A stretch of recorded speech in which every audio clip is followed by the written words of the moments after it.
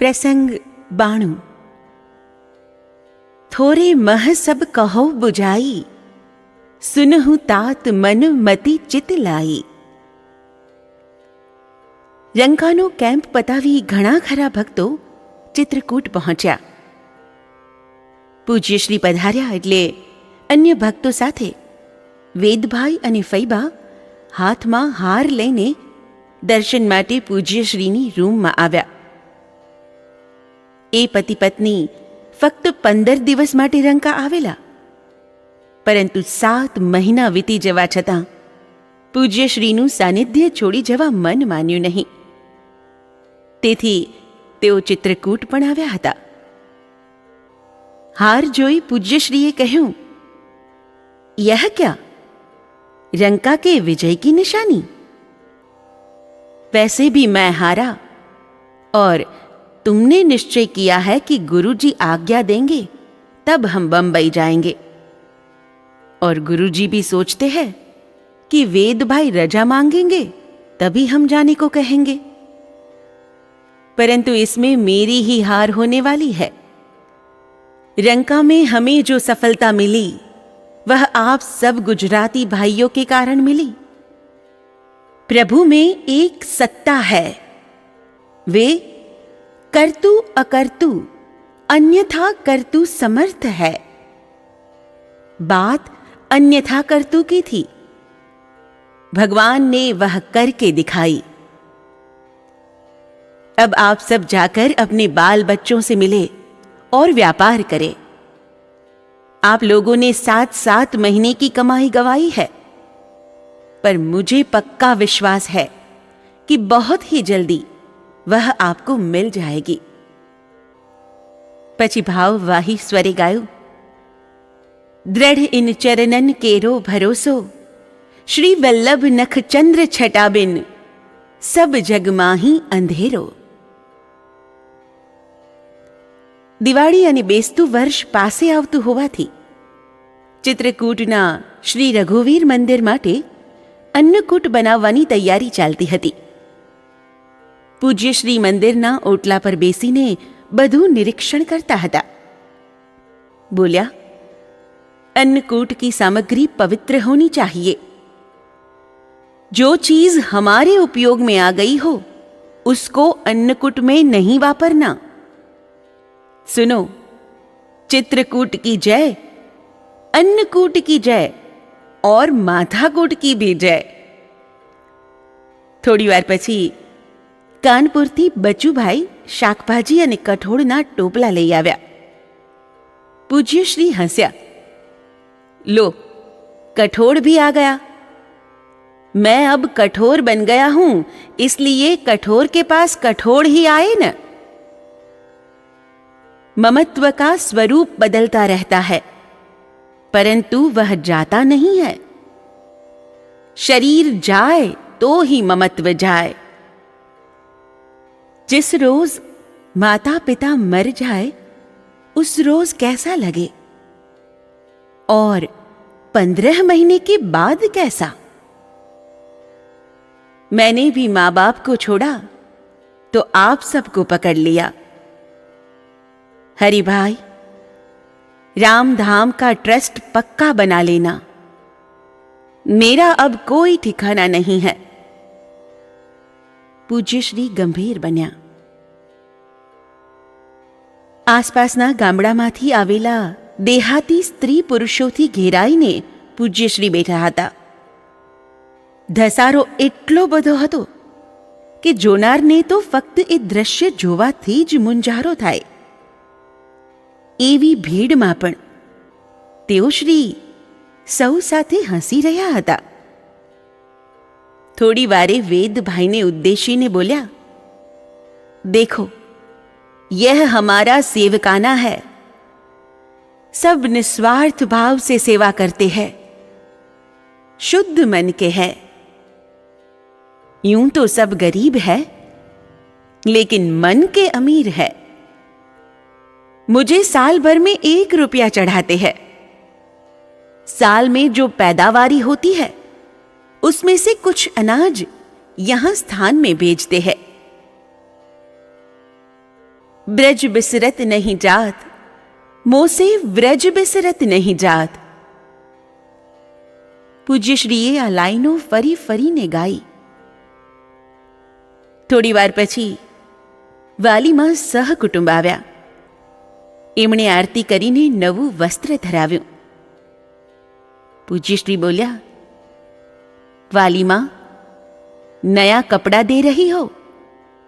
हाँ, लेकिन नया शरीर भी मिल जाए तो आनंद आ जाए. પછી ગાયું, कोई दिन याद करोगे हम तो रमते राम फकीर. सुनो, वस्त्र पहनना दूसरों की मर्जी का, क्योंकि उसमें आकर्षण है, और भोजन करना अपनी मर्जी का, क्योंकि भोजन आयुष्यवर्धक है. नूतन वर्षे अन्नकूट माटे आवेली वानगीओ हवेलीमां गोठवाय छे. એક ક્રમમાં પૂજ્યશ્રીએ જ ગોઠવી. પછી ભોગ લગાવવામાં આવ્યો. એ પતતા રાત સુધી પંગતમાં ફરીને બધાયને આગ્રહપૂર્વક પીરસતા રહ્યા. જમવામાં ગરીબો, જેમણે કદી વાનગીઓ ચાખી પણ નહોતી, મુખ્ય હતા. અન્નકૂટ યાદગાર બની ગયો. પૂજ્યશ્રીની જન્મ જયંતિ હોવાથી સમૂહ પૂજન માટે કારતક સુદ ચોથને દિવસે બધાય ચોકમાં એકત્ર થયા. રામ બાબાએ પૂજન વિધિ કરાવી. હરિભાઈ અને મા પૂજનમાં બેઠા. પૂજન પછી તેઓશ્રીએ કહ્યું, आज मेरे जन्मदिवस को निमित्त बनाकर आप सब यहाँ तक आए हैं. मेरी समझ से शिष्य का महत्वपूर्ण कर्तव्य आसुरी संपत्ति का त्याग और देवी संपत्ति का आचरण है.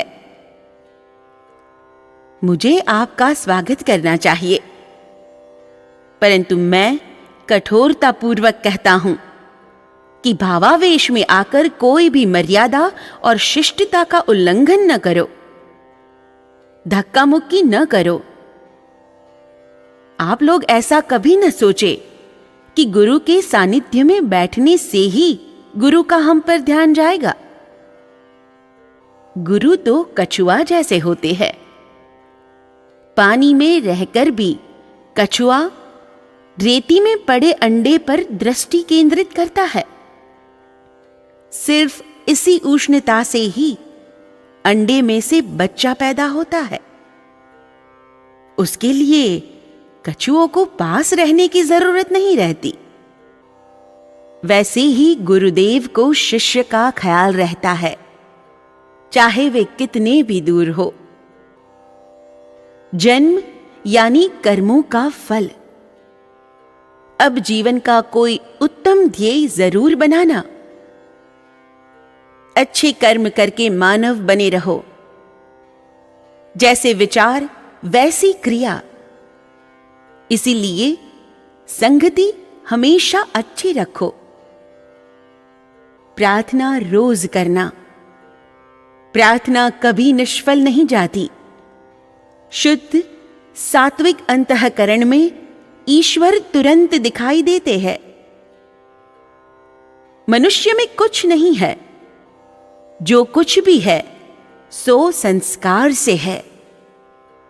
अच्छे संस्कार शुभ कर्म से, शुभ कर्म सत्संग से, सत्संग ईश्वर कृपा से, और ईश कृपा शरणागति से होती है. इसलिए ऊंचा उठना हो तो राम नाम जपते हुए भगवत शरणागति लो. ईश्वर कब तक हमारी अवहेलना करता रहेगा? जब तक हमारे में रज मात्र भी अहंकार रहेगा तब तक. राजी है हम उसी में जिसमें तेरी रजा हो. ऐसा संकल्प पक्का कर लिया तो अपने आप प्रेरणा मिलती रहेगी. विकास होगा और बराबर अनुभव होता रहेगा कि कोई अदृश्य शक्ति हमें अपनी ओर खींच रही है. जन्मदिन के उपलक्ष्य में भगवद शरण होकर अंतःकरण पूर्वक सब यही प्रार्थना करो कि अपना राष्ट्र और अपनी संस्कृति बनी रहे। देश की परिस्थिति आज इतनी विकट बन गई है कि उसकी रक्षा के लिए राम नाम जपना ही एकमात्र मार्ग रह गया है। भारतीय संस्कृति बनी रहे, उसके लिए हम सबको भगीरथ प्रयत्न करना होगा। રામદાસ જી નામના મહાત્મા દર્શનાર્થે આવ્યા। એમના ગયા પછી પૂજ્યશ્રીએ दुबले हो गए, चित्रकूट का स्थान छोड़कर चले गए थे। यहां का साधु कहीं भी जाए यहीं वापस आता है, क्योंकि यहां पर निर्द्वंद्वता है। यहां 30-35 ऐसे साधु हैं जो कहीं नहीं जाते, कभी किसी से कुछ नहीं मांगते, जो मिलता है खा लेते हैं। उन्हीं का ध्यान हमें रखना है। ममत्व की मूल वृत्ति आशा और तृष्णाओं में है। ममत्व से प्रेरित होकर मनुष्य प्रवृत्ति करता है। ममत्व में जो सत्ता है वह हमें प्रवृत्ति करने को बाध्य करती है। नेति, धोती, बस्ती आदि क्रियाएं तो शरीर को स्वस्थ रखने का साधन मात्र है। योग के लिए पहले तो तीव्र जिज्ञासा चाहिए। जिज्ञासा के बाद पात्रता होनी चाहिए। साधन पात्रानुकूल बताया जाता है। इतना हो जाए, उसके बाद बताए हुए साधन में पूर्ण विश्वास पूर्वक जम जाना चाहिए। परंतु लोगों को कुछ भी करना नहीं है, सिर्फ गुरु कृपा से ही प्राप्त करना है। साधन पात्रता बिना नहीं बताया जाता। एक शब्द ऐसा है जिसका कोई रंग रूप नहीं है, किसी ने कभी उसे देखा तक नहीं है, उसकी सिर्फ प्रतीति होती है। वह है आबरू। मनुष्य उसके पीछे परेशान होता है और न जाने कितना दुख उठाता है। पर यदि आचार और व्यवहार शुद्ध रखोगे तो फिर आबरू की कोई फिक्र नहीं रह जाएगी। हमारे आचार विचार बिगड़ने पर जो परिणाम आता है वह प्राण घातक भी हो सकता है। कल एकादशी थी ना? मैंने देखा सबकी पातल में कितनी मूंगफली जूठी छोड़ी हुई थी। कम से कम 8 आदमी भरपेट खा सकते थे। एक ग्रास भी निकम्मा न जाने दो। मैं बैठता कहीं हूं और काम कहीं करता हूं। हमें देश काल की परिस्थिति का भान होना चाहिए। बंगाल के दुष्काल में मैंने देखा था कि 1.5 सेर चावल के बदले में माता पिता अपनी उम्र लायक कन्या को बेच देते थे। बंगाल की ऐसी विषम परिस्थिति में हमने काम किया था। खरीदने वाले को 2.5 सेर चावल देकर उन लड़कियों को छुड़ाया था और फिर वापस उनके पिता के सुपुर्द कर दी थी। साधु को तो छोटे से छोटा काम भी करने को तैयार रहना चाहिए। जो छोटा काम करने को तैयार होता है वही भगवान की सेवा कर सकता है। यहां पर बड़े रसोया जी महाराज करीब 40 वर्ष से रहते हैं। जब से आए हैं वे ही सबके लिए रसोई बनाते हैं। जिस दिन रसोई न बनाई हो उस रोज स्थान में भोजन नहीं करते हैं। भले स्थान में दूध पाक और मालपुआ बना हो, वे अपनी कुटिया में खिचड़ी बना लेते हैं।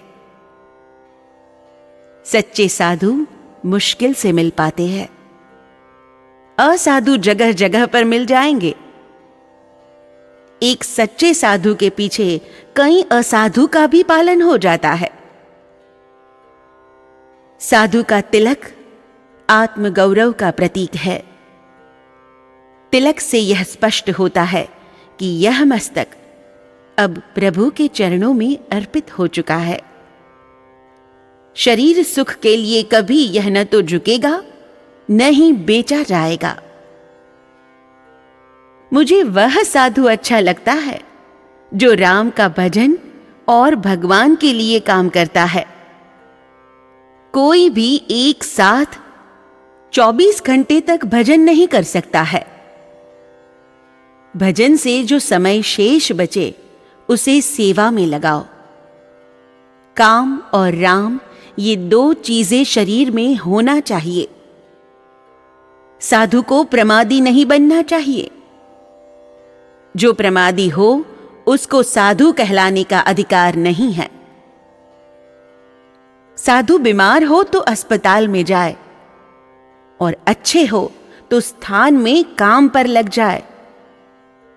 दो में से कुछ न करना हो वह आसन बांधकर चला जाए। भारतवर्ष में साधु लोग व्यर्थ बोझा है, ऐसा कहने का किसी को कारण क्यों देना? 100 काम छोड़कर भोजन करना, 1000 काम छोड़कर हरि भजन करना, परंतु परोपकार करने का वक्त आवे तब लाख कामों को छोड़कर भी पहले उसे करना। ત્યાર પછી શુક્લજી અને રમેશભાઈને કંઠી આપવા માટે આસન પર બિરાજ્યા, પરંતુ તરત ઊભા થતાં બોલ્યા, કંઠી बाद में दूंगा, अभी मुहूर्त अच्छा नहीं है। जरा देखो तो इस वक्त कौन सा चौघड़िया है? समय काળ चौघड़िયું बतावतो હતો।